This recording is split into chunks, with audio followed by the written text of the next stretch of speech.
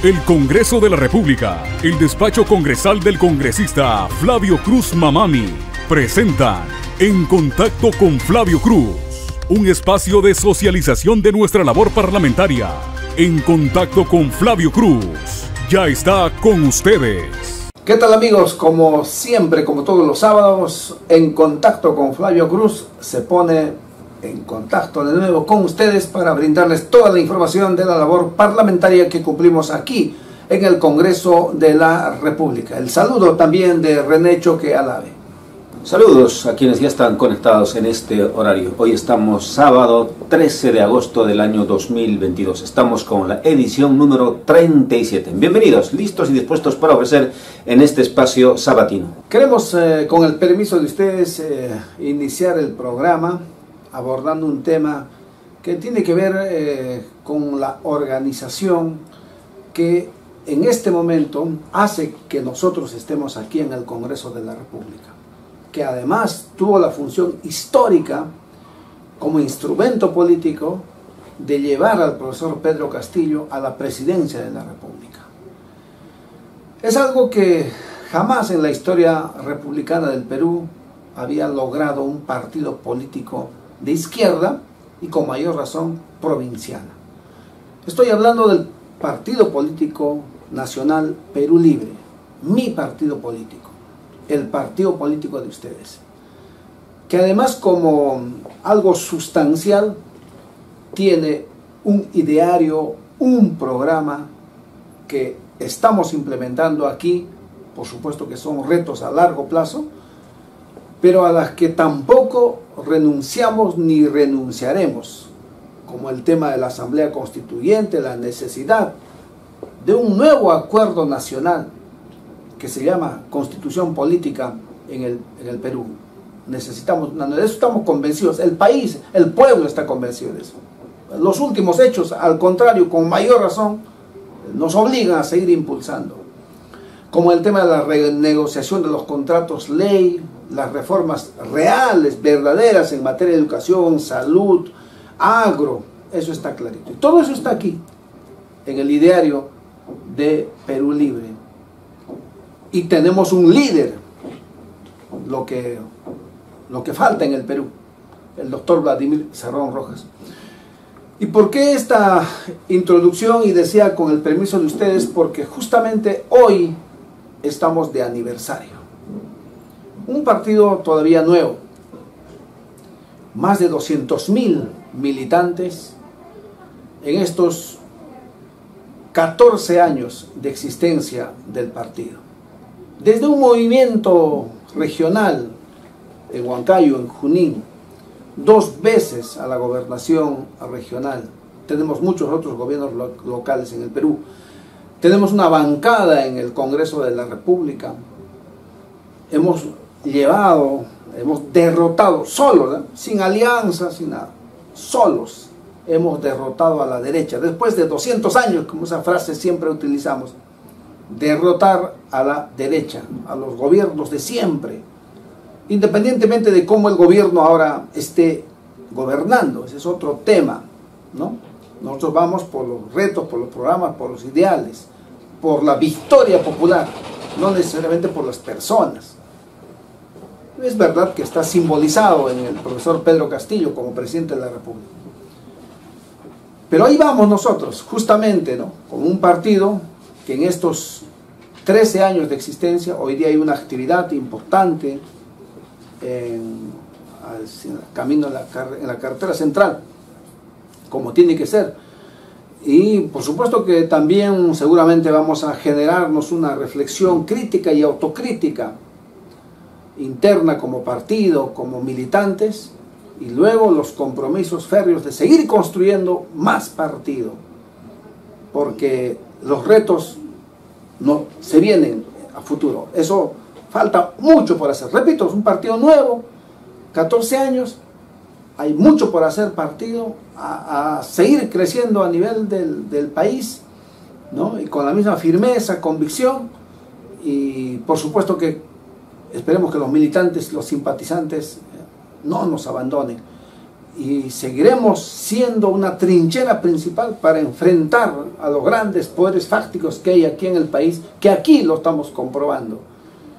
Tienen todo, tienen los medios, tienen las empresas, tienen sus bancadas, tienen el poder, están dominando prácticamente en algunos ministerios, el Estado ha sido atrapado, cogido por ellos, pero ahí vamos, ¿no?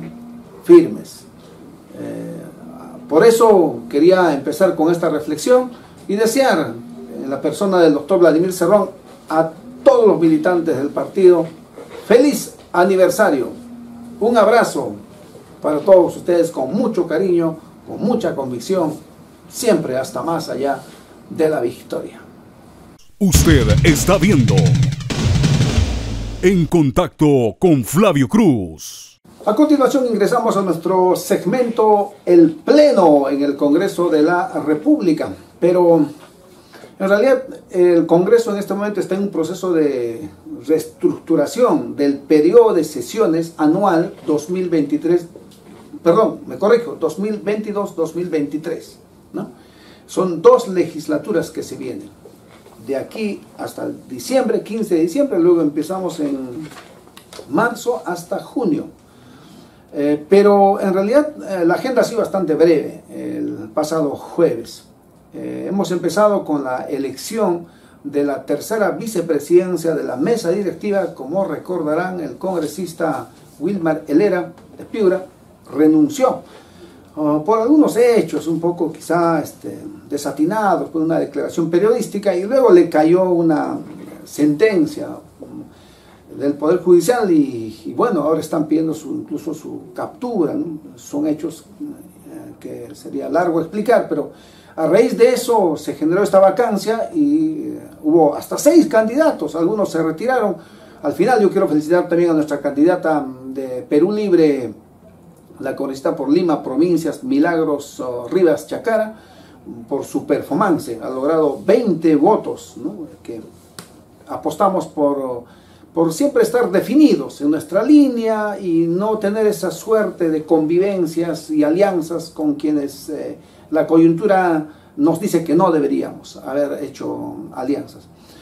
Pero luego al final terminaron como finalistas congresistas de Renovación Popular, DISQUE, que es una rebeldía frente al congresista Montoya, ese fue el discurso, Alejandro Muñante, ¿no?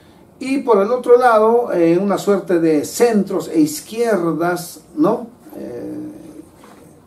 En realidad casi no salen a la luz, digamos, los caviares, cariñosamente le decimos así, pero se hacen llamar centro, algo así, ¿no? Entonces, Hilda Portero de Acción Popular, hicieron un cónclave, pero quedando segundos, al final se definió, hubo algunas libertades, algunos movimientos que será difícil descubrir porque la votación es secreta, presencial, y eso nos llevó también a una discusión, una confrontación, inclusive hasta nos causó un incidente inesperado en el hemiciclo con la expresidenta del Congreso y la congresista Isabel Cortés, María Carmen Alba y Isabel Cortés.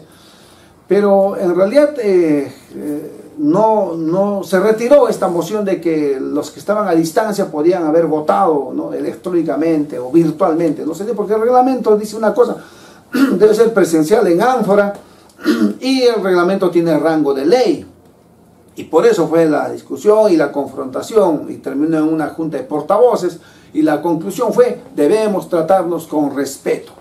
Pero eso a veces uno se sale de esos límites, y eso no está bien, damos una mala imagen al país, ¿no? No es que acá sea mejor congresista el que mejor grita, el que mejor insulta o el que mejor agrede, no, algunos así son, algunos incluso me piden, ¿no es cierto?, ¿por qué no levantan la voz? No es así, es el órgano legislador de control político, fiscalizador como tal, y para eso también estamos en el marco del derecho y las buenas costumbres, el orden público, y todo eso hay que tener en cuenta, ¿no? Pero finalmente, repito, salió elegido y juramentó Alejandro Muñante, que completa la mesa directiva, que ya sabemos no necesariamente es de nuestra simpatía, pero esperemos un buen trabajo. Hemos pedido que apoye la labor, sobre todo social, los proyectos de ley a favor de la población, que es lo único que es, porque esa es nuestra agenda, la de ellos es otro, ¿no? Ya saben, se puede sintetizar en algunas palabras: vacancia, censura, interpelación, su agenda. Nosotros tenemos otra agenda, proyectos de ley a favor de educación, salud, laboral, agro, esa es nuestra agenda.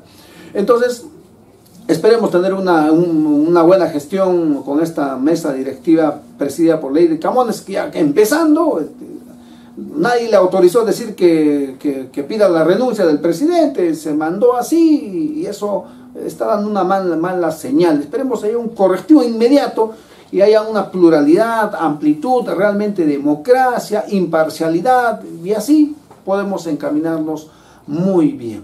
Como segundo tema, tratamos la aprobación de los cuadros nominales de las comisiones. Estas comisiones están organizándose de manera interna. Primero se aprueba en el Consejo Directivo, luego pasan al Pleno.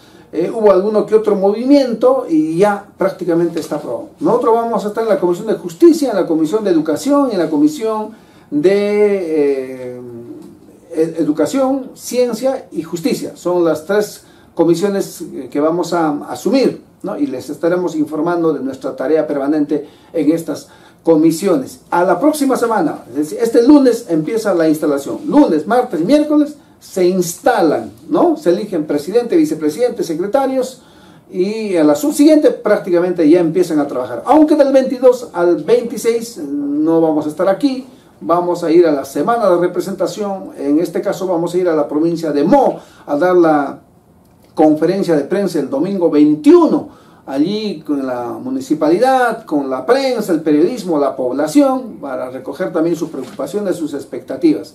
Entonces, el Congreso está así en el training de este trabajo. Se quiso invitar al señor Aníbal Torres para que vaya a rendir cuentas de por qué había dicho que el pueblo debería pronunciarse frente a estos hechos de arremetida del Ministerio Público, etc. Lo tomaron como una violencia.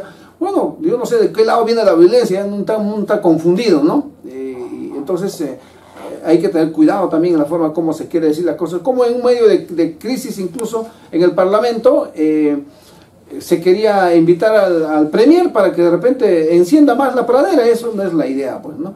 Correcto. Ahí van a ustedes ver el incidente que hemos tenido también. ¿Cómo se puede explicar? La lucha de clases está ahí. Esa es la mejor muestra. Como quien dice ese dicho, dice, la imagen vale por 1000 palabras. En este caso sería: videíto vale más que 1000 palabras respecto al hecho enojoso que ha pasado ayer. Y por supuesto nuestra solidaridad con Isabel Cortés. Bueno, terminamos ahí este segmento. No hay mucho que informar. Vamos más bien a lo que continúa aquí en el programa. Estamos presentando En Contacto con Flavio Cruz. A continuación vamos con nuestro segmento Educación en Acción.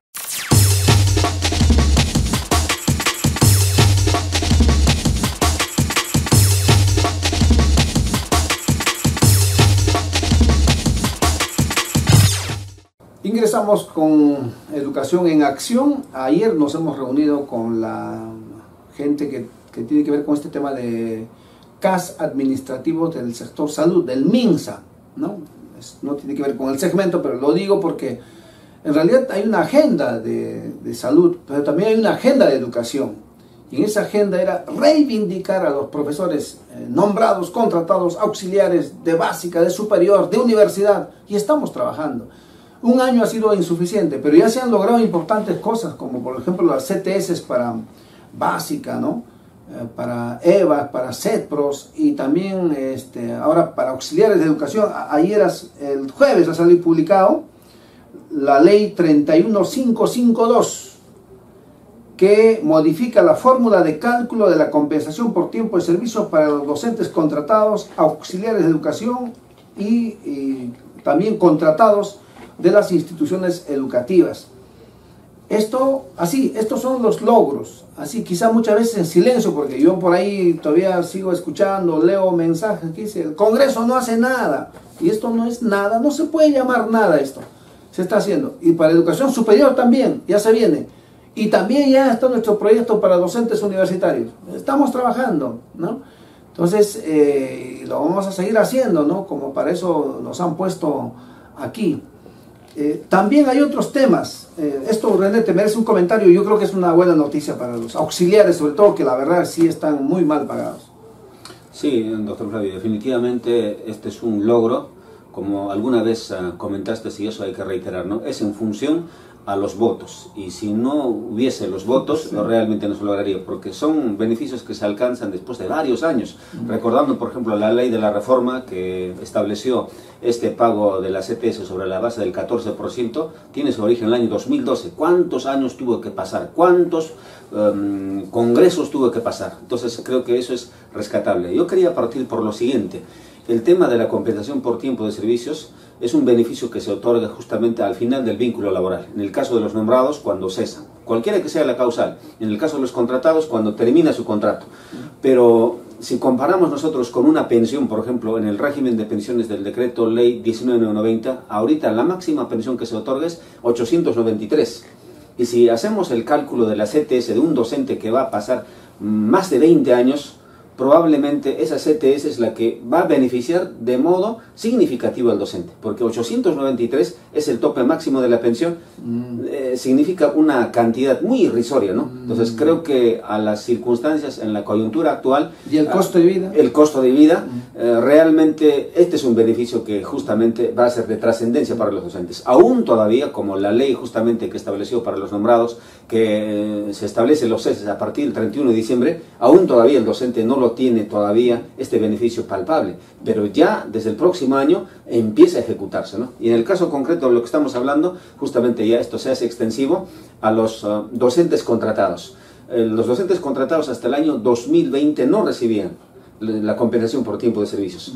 Muchos docentes tienen sus contratos desde la década del 2000, sí, inclusive mucho más antes, ¿no? Están con 15, 20 años. Esos serán reconocidos, imaginamos, en el momento que alcancen su nombramiento, porque este otorgamiento de la CTS es de 2021, pero era en función al 14%. Ahora, para el año 2023, en el año 2023, esto se abona en el mes de enero, febrero, va a ser en función a toda su remuneración. Entonces, eso habría que, en todo caso, enfatizar, ¿no? Por los efectos futuros de una norma. Claro. Sí. Y de los auxiliares de educación, no recibían los nombrados ni tampoco los contratados. Ahora con esta ley que justamente acoge también a la par de los contratados, también van a tener, cuando termine su vínculo laboral, el cálculo al 100% de su remuneración mensual del auxiliar nombrado y también del auxiliar contratado que fenece su vínculo laboral al 31 de diciembre de cada año, ¿no? Entonces es una buena noticia. Sí, buena noticia, y compartimos con bastante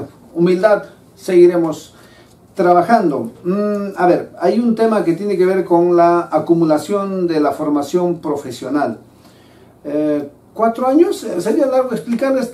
Tenemos a la vista esta sentencia 687 de la Corte Superior de Puno. Es un caso de Puno, René, si lo podemos comentar. Es un derecho, yo diría, ya, ¿por qué seguimos discutiendo esto? Porque yo creo que ya hay suficiente jurisprudencia, además, para reconocer el tiempo de servicio de los profesores, porque esto tiene que ver con educación. Sí, ¿cuál es la trascendencia, digamos? Uno se pregunta, ¿no? O sea, ¿por qué este docente tuvo que llegar hasta la instancia, en este caso, segunda del Poder Judicial, la sala laboral, en este caso de Puno, que justamente emitió el pronunciamiento? Es que el reconocimiento de los años de formación profesional va a influir para su cálculo de su asignación por 25 años y 30 años. Va a influir para el cálculo de su CTS. Esa es la incidencia. Hoy más que nunca. Hoy más que nunca. Aunque es 100%. Exactamente. Entonces, hoy más que nunca. Por decir, ¿no? Si un docente a la fecha tiene 30 años efectivos de tiempo de servicios, más 4 años, su CTS se va a calcular sobre la base de 34 años. Claro. Ese es el beneficio. Otro ejemplo podríamos poner. Hay un docente que tiene ahorita 21 años, pero tiene reconocidos sus años de estudio, son 4 años. Llegaría a 25 años. Con eso solicita su asignación por haber cumplido 25 años. Esa es la influencia, la trascendencia que tiene esta sentencia. Ahora, tú muy bien lo decías, ¿no? Hay bastantes antecedentes judiciales ya, no solo de los juzgados, en este caso de primera instancia, sino de las salas, y también existe jurisprudencia de la Corte Suprema. El problema es de que a partir del 25 de noviembre del año 2012, que se publica la ley vigente desde el año 26 de noviembre del año 2012, prácticamente se deroga la disposición legal que establecía en la ley del profesorado esta acumulación. Es por eso que este docente tuvo que ir, porque aquí la UGEL, como la dirección regional, tanto en el primer pronunciamiento como en la segunda, le dijo, no, tú no puedes acogerte a este beneficio porque ya no está vigente la ley del profesorado. En parte tiene razón, pero acá el tema es justamente la aplicación de las normas en el tiempo. En ese momento, esta docente, por ejemplo, cumplió con el requisito de haber acreditado su título, de haber obtenido de manera regular. También acreditó el de acumular 12 años y medio, ¿no? Porque tuvo que haber acumulado 12 años y medio para pedir en su momento. Pidió, sino que la instancia administrativa no se pronunció. Entonces, es un fallo que seguramente se va a alinear con lo que usted, doctor Flavio, ha presentado como proyecto de ley. Que no vayan a la vía judicial, sino que administrativamente, teniendo varios precedentes judiciales, la vía administrativa puede otorgar. Entonces es un proyecto de ley que debe estar siendo tratado en la Comisión de Educación para que esto se pueda justamente generalizar. Además, creo que en alguna edición tomamos en cuenta que el propio Ministerio ha dado su opinión favorable. Sí. Su opinión favorable, indicando de que ese proyecto de ley... En reunión con el sindicato, ¿eh? Sí, exactamente. 2 de nuestros proyectos han sido tomados en cuenta ya para opinión favorable, ¿no? El Sí. Ministerio de Educación. Muy bien, a propósito de la ley que dices del 22 de noviembre, 22, ¿no? 25 de noviembre. 25, perdón, a partir del 26 entra en vigencia. Va a cumplir 10 años, ahora en noviembre de este año, ¿no? Vamos a organizar un evento, un foro, para discutir cuánto hemos avanzado en la implementación de la ley de reforma magisterial. Y estamos queriendo trabajar una versión actualizada, porque todo lo que se han comprado, un librito, la ley, todo como está cambiando permanentemente, este año ha cambiado bastante, entonces ya la versión está desactualizada. Y vamos a ver hasta dónde hemos llegado. Quisiéramos que con muchos objetivos que tenemos ya sea más actualizado para que dure un tiempo, aunque el reto esencial es derogar todo, ¿eh? Es desarmar. Pues imagínense, nueva constitución, nueva ley de educación, nueva ley de carrera magisterial, ¿no? O sea, todo sería nuevo, ¿eh? Eso no se hace rápido tampoco. Pero por ahora, ¿no? Por eso hay que analizarlo, pues, en un evento académico. Por eso vamos a promover un foro en el mes de noviembre a propósito de ello. Hay otro tema judicial, René, pero este es de la Corte Superior de Justicia de Lima, tiene que ver con educación, con la remuneración de la referencia para el cálculo de la pensión a los pensionistas o para los pensionistas de la 19.990. Los de la 2530, para que tengan un ejemplo, el cálculo de pensión se hace en base a las 12 últimas remuneraciones, ¿ya? ¿Y cómo se hace en este régimen laboral? En base al cálculo de las últimas 60 remuneraciones, ¿no? Entonces, ¿qué pasa? Haciendo números, ustedes saben, si yo saco, de ejemplo, me ponía René un buen ejemplo, yo saco una nota 11, luego 15, luego 20. Entonces, ¿mi promedio cuál sería? 15, ¿no? Pero no me gusta, pues no está bien, yo quisiera tener un promedio de 18, 19, ¿no? Entonces, para eso tengo que eliminar al 11, ¿no? Que no exista, porque me beneficia más que solamente me saquen promedio en base a mi nota 15, a mi nota 20, va a salir promedio 18, ¿no? Algo así, o sea, mi pensión tendría un mejor monto. No sé si lo he descrito bien, René, pero se refiere a eso, que la Corte Superior de Justicia de Lima, la 10ª Sala Laboral, ha resuelto que se considere las últimas 48 remuneraciones. ¿Qué te parece? Positivo, yo creo. Sí, está correcto lo que justamente describiste, es el fallo. Solamente para agregar algunas cuestiones, ¿no? Efectivamente, aquí lo que se tiene que ver es una cuestión relacionada estrictamente con el régimen pensionario. Tú lo mencionabas, el régimen de pensiones, por ejemplo, de la 20530, que tiene sus propias reglas, el régimen del decreto ley 1990 y el otro régimen que es el sistema privado, entre otras que existe a nivel de toda la administración pública. Entonces, las AFP ya están retirando, por si acaso, ¿no? Exactamente, sí, a propósito, continúan los segundos abonos ya de acuerdo justamente al cronograma.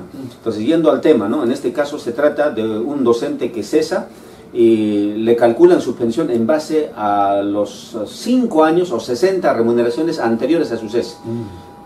Y este fallo tiene una particularidad de que se basa en una sentencia de casación, que justamente a propósito es precedente vinculante. Y acá hay una situación que preocupa, ¿no? La ONP, pese a que existe una casación, sigue calculando sobre la base de 60 últimas remuneraciones, que abarca 5 años hacia atrás. Y como la remuneración íntegra mensual se incrementa en estos últimos años, entonces no conviene, como tú muy bien lo graficabas, que esto se calcule hacia muchos años atrás. Conviene que sea sobre los últimos años, porque los últimos años donde se ha subido el incremento de la remuneración. Entonces aquí lo que establece la Sala Laboral de Lima es que debe hacerse sobre la base de 48 remuneraciones, o sea, sobre la base únicamente de 4 años hacia atrás. Entonces esto es bueno que tomen en cuenta los que justamente están en el régimen de pensiones del decreto ley 19190. Cuando reciben la resolución de la ONP, tienen que revisar si tiene algún error, como en este caso si tiene un mal cálculo, y presentarlo a la impugnación dentro de los 15 días hábiles, que es el plazo que establece la ley 2744. Porque si no lo hacen en ese tiempo, significa que están aceptando ese fallo, ese pronunciamiento, con esa fórmula de cálculo de la pensión que no corresponde en realidad, ¿no? Sí, ese plazo hay que repetirles, ¿no? Mucha gente se descuida, René. Sí, en la vía administrativa, un pronunciamiento de una instancia administrativa, el plazo para poder impugnar, si uno no está de acuerdo con esa resolución, es de 15 días hábiles. Pasados los 15 días, significa que la persona ha consentido, ha aceptado, está de acuerdo con ese fallo, ¿no? O con ese pronunciamiento de la primera instancia. Entonces, siempre cuando reciben una resolución, tener a la mano también a la par la constancia de notificación e impugnarlo si corresponde dentro de ese plazo, ¿no? Correcto, muy bien. Hemos presentado un proyecto de ley de nombramiento de los profesores de CETPROS, de los contratados, que muchos ya tienen hasta 20 años de contratados, y no hay nombramiento. Está en la ley del presupuesto, lo podría implementar el Ministerio de Educación, no lo hace, no sé por qué, porque eso, además yo lo considero más sencillo, porque ahí es práctico, como hicieron en las últimas evaluaciones de ascensos, por ejemplo, confección textil, 1 hora para que usted demuestre el diseño, luego el corte, luego ¿cómo se llama? La confección, y a ver, ¿cómo te sale la calidad de una falda, de un pantalón? Y punto, así demostrará si es confeccionista o no es confeccionista, porque todos tienen título. Entonces, pero no lo hacen. Yo no sé dónde está el problema, ¿no? Son direcciones diferentes y hay muchas preguntas, René, ¿no? Quizá le explicamos algo, todavía estamos en una etapa hemos presentado el proyecto, ni siquiera está agendado en comisión, recién en la comisión se va a instalar. Este año estaremos como titular en educación, eso nos va a ayudar bastante, porque estamos con accesitario el año pasado, no es lo mismo, pero alguna explicación, que tenga mucho optimismo, más bien podemos recibir aportes, ¿no? Sí, en principio un proyecto de ley es una sugerencia, es una propuesta, es una proposición, no es definitivo, se mejora justamente en los diferentes estadías, ¿no? Tanto en la comisión como en el pleno. En este caso habría que indicar lo siguiente, ¿no? Muy bien lo decías, que la ley de presupuesto, que justamente complementa estos procesos de nombramiento a la ley de la reforma magisterial, ha establecido en todos los años que se ha convocado el nombramiento a nivel de todos los niveles y modalidades de todo el sistema educativo. Pero ¿qué ha ocurrido? Lamentablemente en educación técnico-productiva esto no se ha implementado. Entonces, ¿cuál es el problema principal? Es que no se tiene en la ley previsto alguna salida, digamos, en el caso de que el docente, por ejemplo, que es de CEPRO, acredite un título con esa mención. Claro. Son muy pocas las entidades formadoras, tanto institutos como las universidades, que otorgan un título con la mención técnica. Claro. Pero estos docentes sí tienen un título en educación. Entonces, lo que se ha presentado en el proyecto de ley es que justamente se modifique la parte que consigna los requisitos generales, donde dice, ¿no?, contar con un título pedagógico. Pero aquí lo que introduce justamente la modificatoria es que si cuenta con un título pedagógico ese docente, pueda acreditarlo con otro título, digamos, de segunda especialidad. Claro. Puede acreditar con otro título que no es pedagógico. Como se hace en básica. Como se hace en básica, ¿no? O se hacía, yo claro, no le han cortado. Pero... Claro, se hacía, hablemos en tiempo pasado, ¿no? Sí. Entonces, aquí la regla es que el docente de educación técnico-productiva no cuenta específicamente con la mención en área técnica. Puede supletoriamente complementarlo ¿con qué? Con un título universitario, claro, por ejemplo, de ingenierías. Eso es lo que establece la modificatoria. Entonces, aquí no puede ir con detalle, como va en un reglamento, ¿no?, las capacitaciones, la clase modelo, porque eso ya se regula a través de un reglamento. Entonces, en sí, la modificatoria tiene que darse bajo esa figura, que existan otras formas de poder justamente complementar esa formación que ya tiene acreditado con el título que tiene este docente, ¿no? Perfecto, esperamos sus aportes. Ojo, en la comisión se sustenta, el ministerio dará su opinión, Si hay varias ideas que ya van a de alguna manera desnaturalizar el proyecto primigenio, se termina, normalmente eso es aquí así, a través de un texto sustitutorio y se somete a votación del pleno de la comisión y de ahí si sale pasa al pleno general que ustedes conocen, la figura del Congreso, ¿no? Con eso es un poder grande, entonces hay etapas, hay momentos, siempre esperamos sus aportes. Terminamos, estamos buscando otra reunión también ya con el ministro de Educación. Hay algunos temas que no se han podido abordar en la última reunión que hemos tenido. ¿Entiende? Sí, estamos justamente preparando ya también, como es costumbre, algunos temas para la agenda y estaremos dando cuenta, ¿no?, de todo lo que es justamente las respuestas, lo que el Ministerio piensa y que va a ejecutar. Todavía podemos indicar... Como ese tema de el pago de las asignaciones por tiempo de servicios, que alguna promesa de que ya salía y no sale hasta ahora. Sí, hacer alcance, ¿no?, a los que están interesados, están preguntándose cuándo van a pagar lo que es asignación por haber cumplido 25 o 30 años, su compensación por tiempo de servicios, el subsidio por otro ICPL. Eso reiterar, ¿no? La última transferencia se hizo a fines del año 2021, exactamente el mes de noviembre. Desde esa fecha muchos docentes tienen sus actos resolutivos, actos administrativos, pero no se todavía ejecuta el pago en sus cuentas. ¿Por qué? Porque el Ministerio de Educación, lo que nos ha informado, Flavio, es que ya solicitó la transferencia. El MEF es el que justamente tiene que autorizar esa transferencia, para luego hacer lo que es este procedimiento en materia de ejecución presupuestal a los pliegos, luego a las unidades ejecutoras. Entonces, hasta el día de hoy todavía no se han emitido esas normas, ¿no? Sí, y así hay otros temas como el de educación comunitaria, donde parece que nadie entiende qué es eso, pero justamente queremos presentar una propuesta a través de una experiencia que hubo en Arapa. Desde Puno han salido muchas propuestas, modelos, guaguaguas, y todo eso salió de Puno. La educación comunitaria puede salir de allá también. Bien, nos despedimos con el segmento de Educación en Acción. Usted está viendo En Contacto con Flavio Cruz. A continuación me place presentar el segmento Actualidad Normativa con René Choque Alave. No solo lo del Congreso les contamos, sino qué está pasando también en el país en temas legislativos, en temas normativos. Adelante, René. En Contacto con Flavio Cruz presenta Actualidad Normativa. Iniciamos Actualidad Normativa, espacio como de costumbre, sábado a sábado, difundimos todas las normas legales que se emiten a través del Diario Oficial del Peruano, que son de su interés precisamente conocer cada sábado. Iniciamos justamente con la publicación de esta ley 31.552, que justamente modifica la fórmula de cálculo de la compensación por tiempo de servicios de los docentes contratados, auxiliares de educación nombrados y contratados del sistema educativo. Se está modificando específicamente las leyes 31.278 y la ley 30.493, que precisamente regula la situación laboral del docente contratado, así como la situación laboral del auxiliar nombrado y contratado.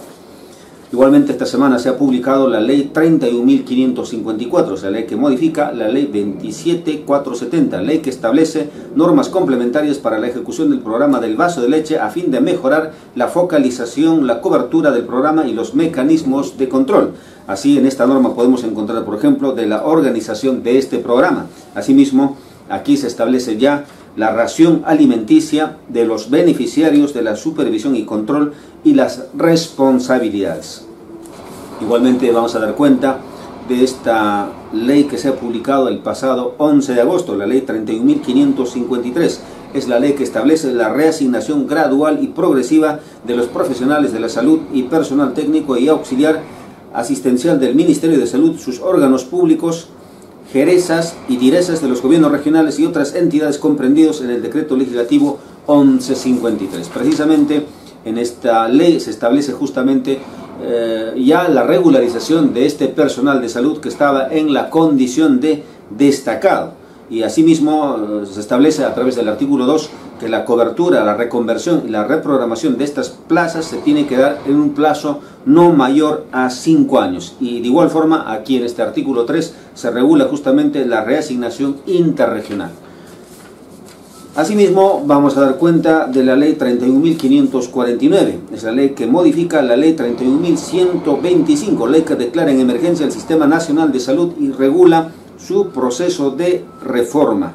Atención, aquí en la 10ª justamente disposición complementaria que ha sido modificado, establece que el personal de salud en condición de suplencia a plazo fijo bajo el régimen del decreto legislativo 728 del Seguro Social de Salud, que mantenga vínculo laboral por 2 años continuos o 3 discontinuos y haya ingresado a la entidad mediante concurso público, pasa a contrato a plazo indeterminado en el régimen correspondiente. En todo caso, reiteramos a través de esta ley 31.549, los trabajadores del sector, en este caso salud, concretamente de e-salud, que han tenido un vínculo laboral por 2 años o 3 años de manera continua o discontinua, ahora pasarán a tener un vínculo de manera fija o de plazo indeterminado en este régimen laboral, que es el decreto legislativo 728. Asimismo, vamos a dar cuenta de algunas disposiciones reglamentarias. Resolución administrativa del Poder Judicial número 0293-2022 modifican el reglamento transitorio de selección y registro de jueces supernumerarios del Poder Judicial. Precisamente a través del artículo primero justamente se está modificando la postulación. Para efectos de la postulación, ahora los candidatos a estos cargos de jueces supernumerarios tienen que presentar la declaración jurada de intereses de carácter preventivo. Entonces esa es la novedad, la modificación que se establece a través de esta resolución administrativa del Poder Judicial. Asimismo, damos cuenta de la implementación justamente de este mecanismo de presentación de documentos ante las entidades públicas. La Procuraduría General del Estado, a través de la resolución de gerencia general número 41/2022, ha establecido de que ya a partir justamente de su publicación, que ha sido el pasado jueves 11 de agosto, está disponiendo la recepción documental de mesa de partes digital de la Procuraduría General del Estado en horario de atención es de 24 horas, así lo establece, durante los 7 días de la semana. Asimismo, está disponiendo que los documentos que ingresen entre las 00 horas y las 23 horas 59 horas de un día hábil se considerarán presentados el mismo día hábil, y aquellos que ingresen los días sábados, domingos y feriados o cualquier otro día inhábil se consideran presentados a partir del primer día hábil siguiente. En todo caso, esto solamente es una muestra de que las entidades están cumpliendo justamente con esta ley que establece la presentación digital de los documentos a través de mesa de partes de las distintas entidades, así como el horario de atención. Sería bueno que todas las entidades a estas alturas, ya de varios meses de vigencia de estas dos leyes, implementen estos dos mecanismos en beneficio de la ciudadanía. Ahora vamos a pasar a dar cuenta de las normas que justamente se han emitido en el sector educación, que están orientados fundamentalmente a educación superior. Es la resolución viceministerial número 097/2022, documento normativo que aprueba disposiciones que regulan la evaluación de condiciones básicas de calidad con fines de licenciamiento de las escuelas de superior pedagógica. Atención entonces a las direcciones regionales, a las gerencias regionales. Ya se tiene una nueva normativa para los efectos del licenciamiento de las escuelas de educación superior pedagógica. En todo caso, revisar esta norma, la resolución viceministerial 097. Asimismo, del sector de educación tenemos la resolución ministerial número 333. Dejan sin efecto la resolución ministerial 394, referido a disposiciones para garantizar la calidad del servicio educativo y la protección de los derechos de los estudiantes de las instituciones educativas de superior tecnológica y superior pedagógica en supuestos de desestimación de licenciamiento. Entonces, aquí, como nosotros adelantábamos en una edición anterior, justamente a raíz de la entrevista con el ministro de Educación, que decía de que había un problema justamente con estas instituciones que se habían presentado al licenciamiento, que no podían convocar a los exámenes de admisión, ahora están siendo dejados sin efecto estas disposiciones. Reiteramos, es la resolución ministerial número 333 del año en curso. Igualmente, damos cuenta de la resolución viceministerial número 098, disposiciones que definen, estructuran y organizan el proceso de optimización de la oferta educativa de la educación superior tecnológica pública. Entonces, con este marco legal que hemos dado cuenta, ya se tiene todo un paquete de disposiciones que justamente van a regular el licenciamiento de las instituciones de educación superior, tanto pedagógica como lo que es tecnológica, a nivel de todo el territorio nacional. Y finalmente vamos a dar cuenta de la resolución viceministerial 099/2022. Se está aprobando los juegos generales y específicos las bases generales y específicas de los Juegos Escolares Deportivos y Paradeportivos que se realiza anualmente. Reiteramos, es la resolución viceministerial número 099-2022. Muy bien, esto ha sido todo por hoy. Nosotros volvemos en nuestra siguiente edición. Gracias por su atención. Bien, para terminar queremos contarles que a nivel de la coordinación que hemos asumido del grupo parlamentario Puno, felicito a los compañeros congresistas, se está haciendo trabajos de consenso, algunos han hecho más que otros, que el día martes 16 el ministro del Interior, hemos suscrito un documento conjunto, puede estar en Juliaca. Aunque ya se garantizó la presencia del viceministro y algunos funcionarios más. ¿Para qué? El tema de la inseguridad ciudadana. Asaltos a plena luz del día en cualquier momento, los índices han crecido y eso hace que la población reaccione y está pidiendo que las autoridades asuman tareas. Y por eso se está buscando la declaratoria de emergencia. Esperemos que el ministro pueda agendar, vamos a estar detrás de ese tema y tomar medidas luego, ¿no? Simplemente quiero despedirme mencionándoles que la semana de representación correspondiente al mes de agosto será del 22 al 26 de agosto, ¿no? Y también queremos ver varias cosas, en realidad se nos ha acumulado la agenda, pero estamos planificando. Pero, por ejemplo, esta semana que pasó, hemos tenido una reunión con el gerente de Aeropuertos Andinos, Sociedad Anónima, que es la concesionaria del Aeropuerto Internacional de Juliaca. Está en peligro de que este aeropuerto se cierre de nuevo en noviembre, si es que el proceso de reconstrucción de la pista, o sea, ya, palabras sencillas, no soporta más parches, y tampoco es la solución, parchar y parchar y parchar. Se propone que se haga una reconstrucción de toda la pista, por partes, y no se va a paralizar, porque esta pista, para suerte de Puno, es la segunda pista más grande de toda Latinoamérica, de toda Sudamérica. Entonces tenemos esa ventaja, se va trabajando en una parte, y en otra parte normal va aterrizando en los aviones. Pero para eso, al parecer, está en manos del Ministerio de Transportes y Comunicaciones para que puedan darle la viabilidad. Y luego se busca el financiamiento, me dicen que lo tienen garantizado y que además tiene que haber una licitación internacional y se haga la obra, o sea, una obra que dure pues otros 20 años o más, una nueva pista de aterrizaje. O sea, actividades así que a veces no siempre se los contamos, que en el día a día se van dando. Hubo una transferencia para el deporte escolar, nos han preguntado sobre eso también. Cuidado, como hubo un caso en Desaguadero, colegas docentes a veces así desprestigian a la docencia. Pedían cuota para viajar, cuando es pues regionales, nacionales de los interescolares. Los papás emocionados ponen su platita, cuando muchos de estos eventos tienen su presupuesto garantizado. Como ahora en el ministerio ya se logró la transferencia también. No usen con eso y estamos dispuestos para recibir las denuncias. Hasta la próxima semana En Contacto con Flavio Cruz.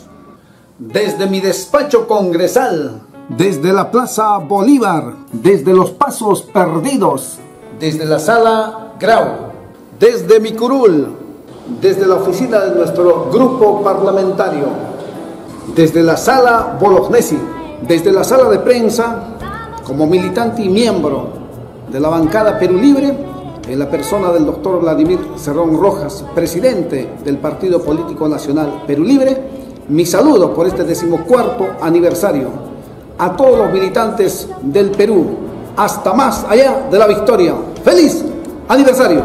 Vamos Perú Libre, vamos a vencer.